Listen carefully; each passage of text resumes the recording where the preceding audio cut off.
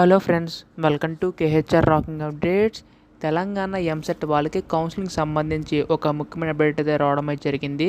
అయితే కౌన్సిలింగ్ అనేది ఎప్పటి నుంచి ఉంటుంది, కావాల్సిన డాక్యుమెంట్స్ ఏంటో ప్రతిదీ తెలుసుకుందాం. అంతకంటే ముందు ఛానల్ని సబ్స్క్రైబ్ చేసుకోకపోతే దయచేసి ఛానల్ని సబ్స్క్రైబ్ చేసుకోండి. మీ యొక్క సపోర్ట్ ఉంటేనే ఎలాంటి వీడియోస్ నేను ఇంకా చేయగలుగుతాను. So please to subscribe. ఇంకా ఆలస్యం చేయకుండా వీడియోలోకి అయితే వెళ్ళిపోదాం. సో మనకి ముందుగా కౌన్సిలింగ్ నోటిఫికేషన్ రిలీజ్ చేసే ముందు ఒక అప్డేట్ అయితే ఇచ్చారు. సో ఇప్పుడు ఏంటంటే కౌన్సిలింగ్ అనేది మనకి జూన్ 2లోగా ఎప్పుడైనా సరే రిలీజ్ చేస్తామని చెప్పేసి అన్నారు.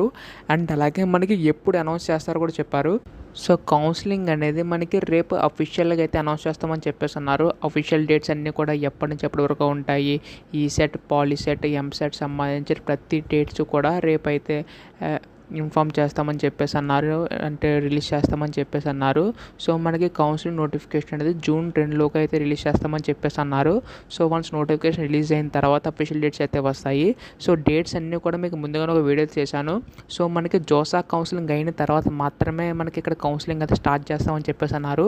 బట్ రేపు మీటింగ్ అయితే పెడతారు. సో మీటింగ్ పెట్టిన తర్వాత మనకి ఇంకా ఏ కాలేజెస్లో ఎన్ని సీట్స్ ఉన్నాయని తెలుస్తుంది. అంటే కొన్ని సర్వే అయితే చేస్తున్నారు. లైక్ ఏంటంటే కొన్ని జేఎన్టీయూకి ఎన్ని సీట్స్ అయితే ఇస్తారు, జేఎన్టీయూ హెచ్ఓలు అండ్ ఓయూఓలు.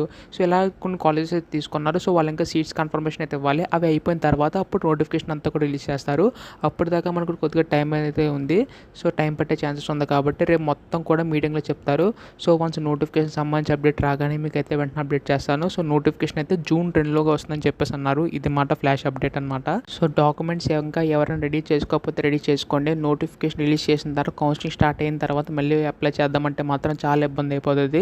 సో ఏం కావాలో ఆల్రెడీ వీడియో చేశాను, చూడకపోతే చూడండి. So thanks for watching guys, bye now.